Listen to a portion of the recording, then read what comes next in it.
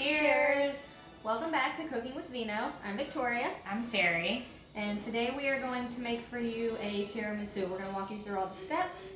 And we are two culinary students. We're friends. We like cooking. We like wine. We like cooking with wine and drinking wine. Yes.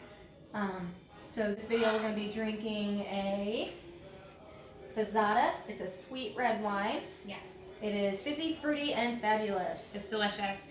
We got it from a fellow female chef who also works for a company called Traveling Vineyard. Yeah, so it's awesome. We talked about it in one of our other videos if you missed it.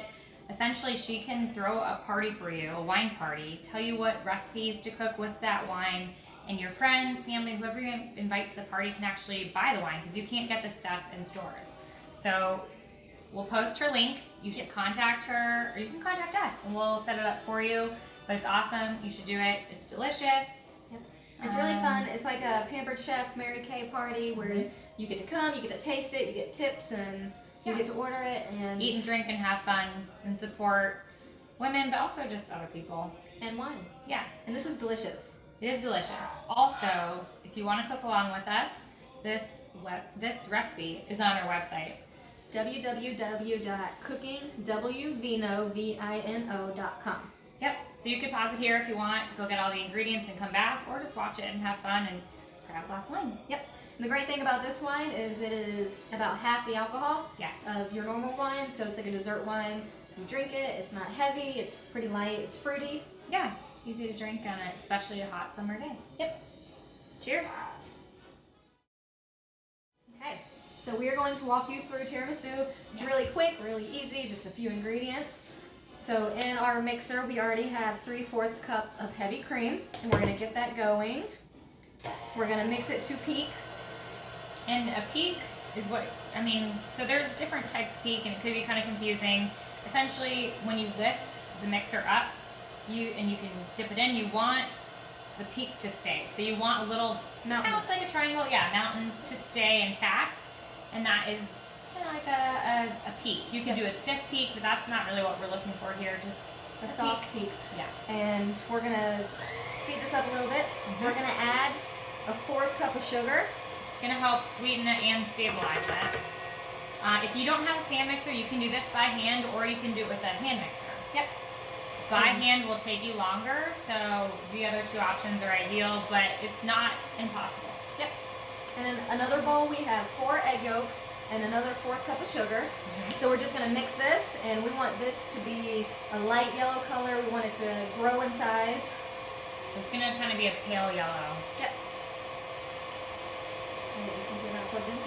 Nope. Important tip is to definitely plug all your stuff in first, but if you don't, guess what? You can just plug it in and it's not really a big deal. So. Okay, so now that we're blue, we're going to go ahead and mix this.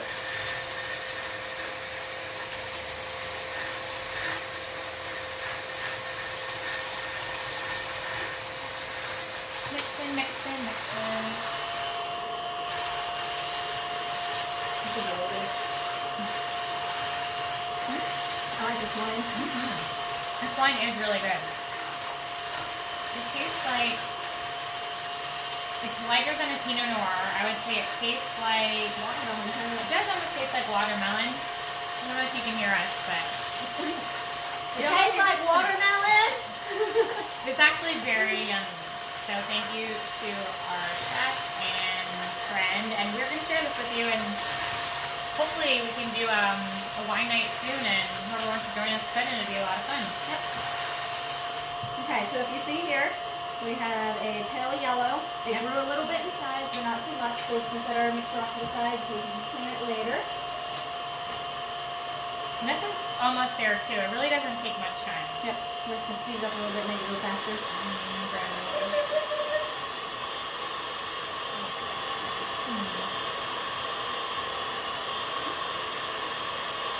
Yeah, if you're doing it by hand, a tip would be to get the bowl really cold, the whisk really cold, the cream really cold. That will help it go faster, and then maybe like switch off to someone. Yep. Because your arm's gonna get tired. And when you think about whisking, a lot of times we think about going in a circle. You want to incorporate that air. So if you kind of go out in a circle, you're adding air so it fluffs up a little bit. Okay. So if you see here, we can't really see, but we kind of got some peaks going, so we're going to go ahead and add our yolk mixture. Oh yeah, and your egg whites, don't throw them away. Save them. Yep. You can use them for lots of different things. You can make an egg white omelet. You can use it for different desserts. You can use it for meringues. So keep it in your fridge. It will last a while. You can freeze it. You can freeze it too. So definitely don't get rid of that. Okay, so we have our egg yolks in here, and we're just going to mix enough to incorporate. So the other thing that we did also was pre-make some coffee. Yep. How much coffee do we need? I did about 2 cups of coffee. Be your favorite brand, doesn't need to be specific, right? Nope, you can make it as strong as you want. You can do dark blend, you can do decaf if you want. Espresso is really good. It's just all based on your taste buds. Yeah. And here we have 8 ounces of mascarpone cheese. Some stores, it's really hard to find this. If you have a Publix nearby, Publix is usually the store I find it at. It's about $4. It's kind of like a really unique cream cheese. Yeah, it's like almost a velvety cream cheese kind of. You don't want to waste it because it is a little bit on the expensive end. Get every little drop in. And you can make it yourself if you have some heavy cream, but it's easier just to buy it. We're gonna mix that in there. And you're just going to mix this to incorporate as well. This is the mix it dance. Mix it. You want to make sure you get all the lumps.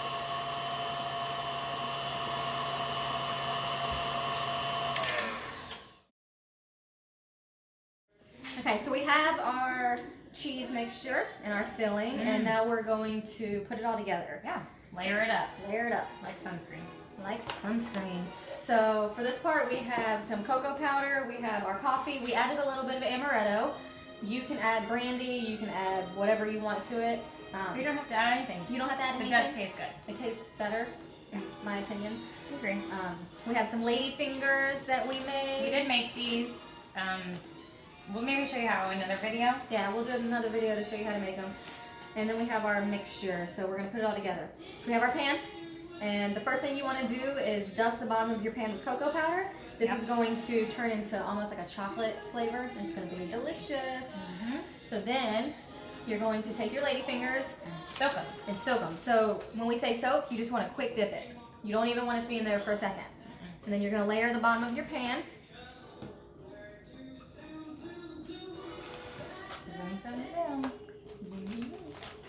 So the trick to a delicious tiramisu is that you don't want it to be too soggy. A lot of times when we're making cakes and stuff, we want to soak it. You're not actually soaking it. You just want a quick dip. Quick dip. Quick dip. Like a skinny dip. Yep. And sometimes you'll have to cut them in half. Break them in half. Yeah, let's do one more. With tiramisu, you're going to add the filling and it's going to fill in all those gaps. So if it's not perfect, don't worry about it. Don't worry about it. Okay, so we have our first layer. Now we're going to add our cheese mixture. We're just going to layer it on there. Sorry. Beautiful. Beautiful. So pretty.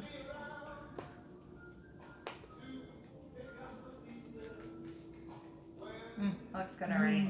And we forgot to mention it earlier, but if you want to get this recipe, you'll go to our website at www.cookingwvino.com. It'll be on there. It'll be on there. We might have mentioned it. I don't remember if we did. But this recipe is half of the recipe on the website. So if you want a bigger pan, you can just double it. Yeah, I think on the website we have a 9x9. Yeah. But, I mean, you'll have the ingredients, so just layer it to the size of your pan. If you have extra, you could freeze it. You could use another little pan, so it's really not a big deal. Yep. So we added our filling, we added some more cocoa powder, and we're going to do another layer of lady fingers. Dip, dip. Dip. And there's really no pattern, no rhyme or reason. You can do it however you want, because like I said earlier, the cheese mixture is going to fill in all those gaps. And it's going to be delicious. And it's going to set up for a while too. Yep. So you think like, oh no, whatever, there's holes or whatever. Not only is it going to fill it in, but then it's going to set it up and it's going to be like one whole concise cake. delicious cake. So don't even worry 1 minute about it. Not even a whole 60 seconds. Okay, so we're gonna finish it up with this last layer. You can make the cheese filling as thick as you want. You can make it as thin as you want. It's all up to you and your own personal preference. And it's gonna look beautiful at the end of the day. It's gonna look beautiful. So after you put this last layer on